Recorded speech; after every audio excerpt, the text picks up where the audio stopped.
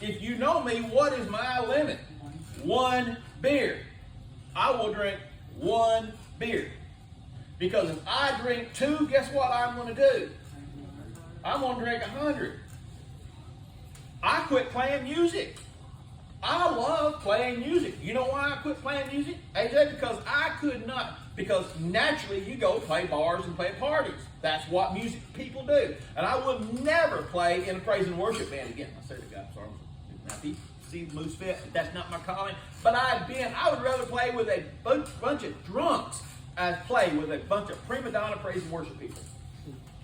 Oh my gosh, I have seen so much praise and worship bull crap. Oh my gosh, don't even get me started. People laying down right there on that spot, kicking. I seen a guy kick like a baby, hit his hands on the floor. And you know what? The guy walked in, this is what no lie. He walked in and had a sheet of paper. And on this sheet of paper was a song with lyrics. He said, there you go, there's the lyrics, so we're going to play it. I was like, okay, so what are the chords? What?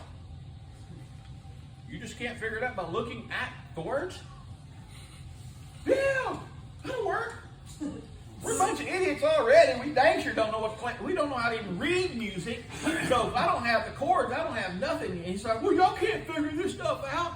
And the guy literally threw a fit right there. What the? So, all that being said, I could not play in that type of environment. I could not play with other people in music. So the thing is that if I could not, I live by this rule, if I could not take my family members, my children, my grandchildren, at this place and feel comfortable with them, why am I there? What, AJ, is the image that I'm going to put out? I carry that around with me. And so it's affecting me and it's changing me as it should. The problem is that I still have parts of me that are still left on earth. In Psalms 107, we are introduced into this word, chassis. In other words, yesterday I heard, what cripples you?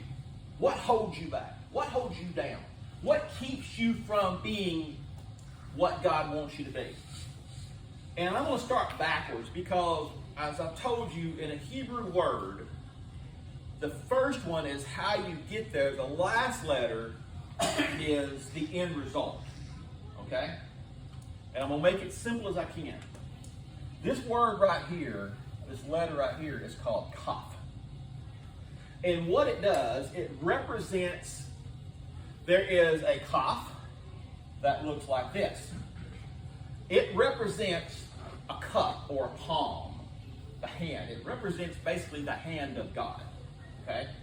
When you see this word, when you see this letter, it represents that you're within the hand of God, which is where we want to be, right?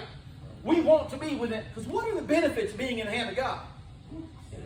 Oh my gosh, man, once God's got you in, man, you're there. You are there. Once God has you in there. But when the hand is open, there is a line. And Artie will vaguely remember this. There is a line that instead of here, it unfolds. And it represents that you're almost there, but your hand is like, it's reaching down. When a person is laying on the ground, what do?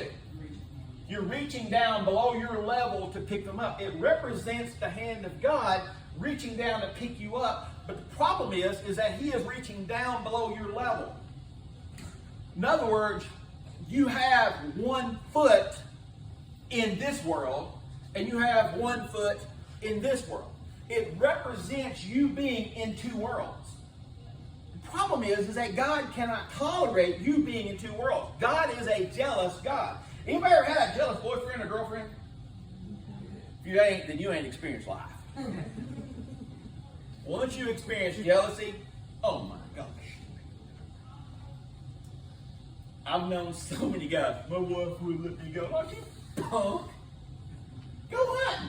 she don't want me to go. She can't stand me because she's afraid that I'm going to do this. She's afraid I'm going to do that. It doesn't sound like she has some insecurity. Or have you fed her fears? The thing is that but you have to be this point in your life to where you're secure enough to go that you can live in a world by yourself.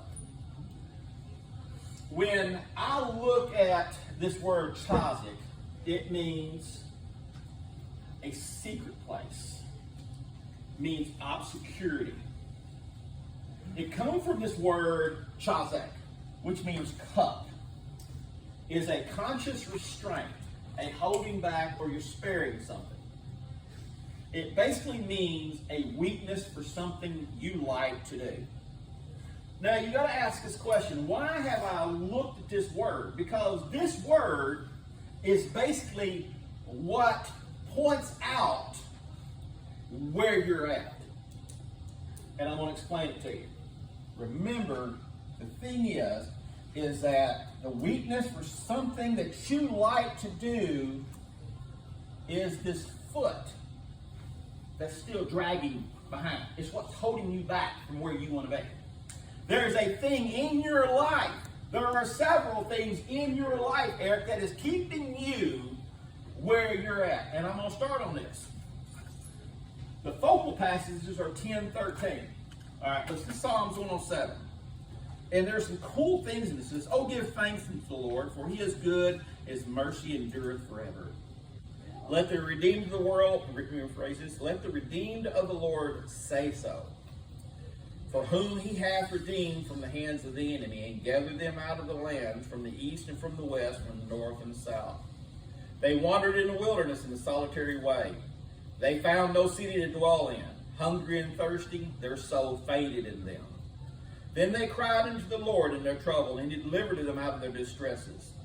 He led them forth by the right way, that they might go into a city of habitation. Oh, that the men would praise the Lord for his goodness, and for his wonderful works for his children. For he satisfieth the longing soul, and filleth the hungry with goodness."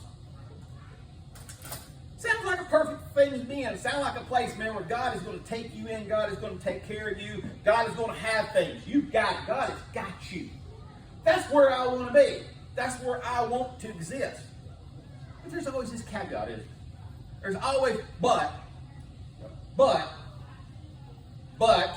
such as are those that sit in the darkness and the shadow of death, being bound in affliction and iron, because they rebelled against the words of God and contemned the counsel of the Most High.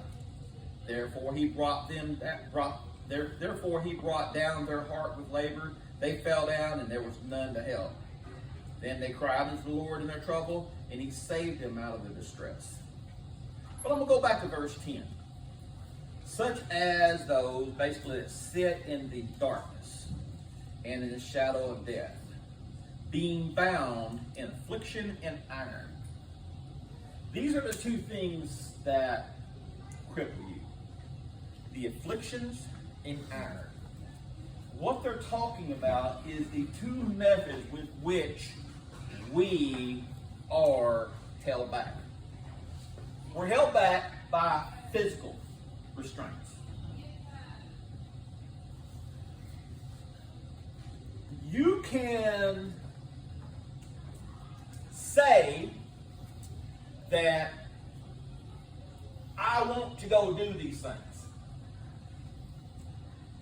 But if you are older, in bad shape, you may want to do these things, but there is limitations to what you can do. You have to understand these limitations. You have to understand, when you're working, they say that the average person who's working is too busy working to make any money. You have restraints upon you. These restraints are not necessarily bad things. All right? Physical restraints are not bad things God will keep you from doing stupid things. If you're not prepared for it, if you can't do it, God is going to protect you from these stupid things. Sometimes you have health problems.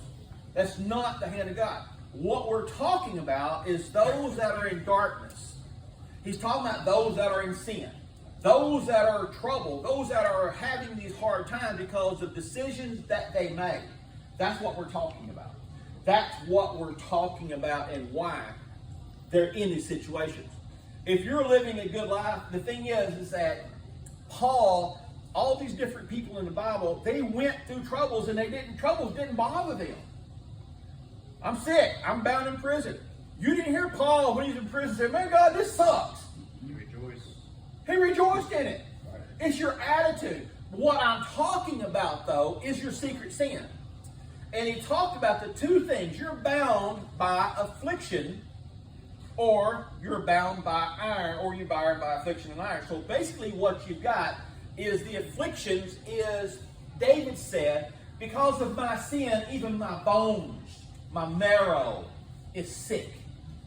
Man, when you're depressed, you have all these anxieties, you're having all these troubles, these mental troubles, that is afflictions. These are things that have been brought on for what reason? Why are you depressed? Well, the thing is that if you're in this dark area and you're in this dark place, that means that you're not in a position to where you're in the light of God.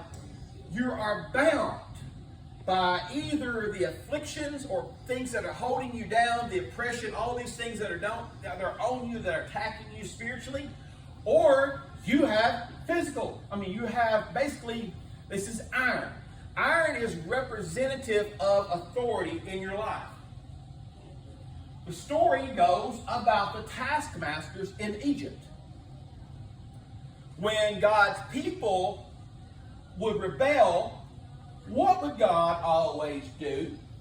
He would bring an authority over them and do what? There's a story, it talks about taskmasters. God assigns somebody in your life to work for. This is a secret. God assigns you, where you're at is where you're supposed to be. I will tell you that. Where you're at is where you're supposed to be. Your responsibility, Eric, is finding out the lesson contained within it. Within the taskmasters, it talked about the children of Israel. God had a plan to get the children of Israel out of Egypt, right? But the problem is that while they was in Egypt, what did the children of Israel do? They party. They partied. They ate good. They got fat. They wasn't ready to be moved out of Egypt yet. So God had to harden them up to get them to move. So the thing is that you'll see that each taskmaster got harder and harder and harder and harder and harder until they were finally ready for you to move. The point is that if the lesson, a friend of mine equated it like this. He says, God hires you, God puts you in a place. God has got you working at a job. Your attitude is, well, I hate it here. Okay, what's the lesson, God? What do you want me to teach you? Well, I got this boss, he's always putting me. So you got a problem with your authority in your life, right? Maybe God is trying to tell you, you have a problem with authority. The sooner you learn to submit, and so the problem was, at the time, it was the sheriff. And the sheriff was telling him, he says, man, I can't do this, I can't do this, I can't do this. And he was rebelling against the authority.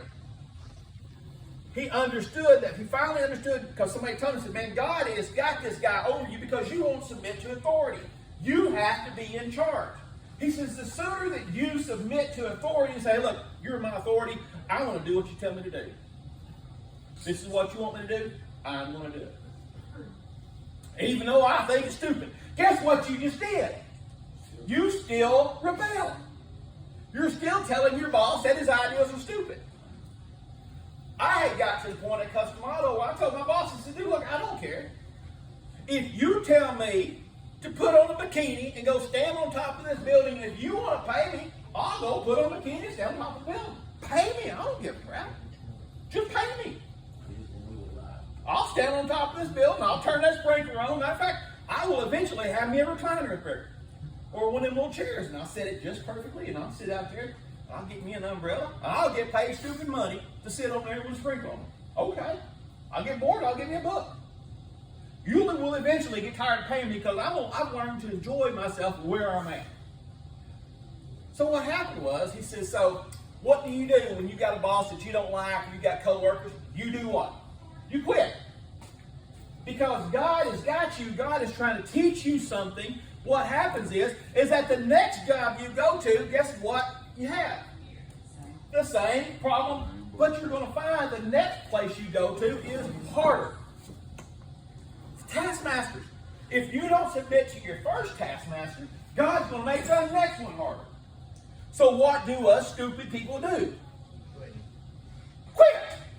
And we go to the next one. And what is the next one like?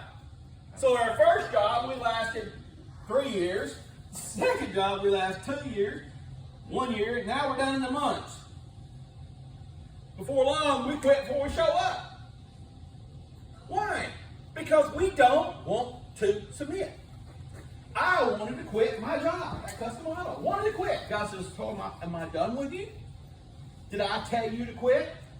Well, I didn't ask. No, but you asked to get there. You asked to get there, but you didn't ask to leave. So you can take this decision on you. So you're your own man now, huh? Oh, no, God, I need you. Then whose authority are you under? Who knows best? You or me?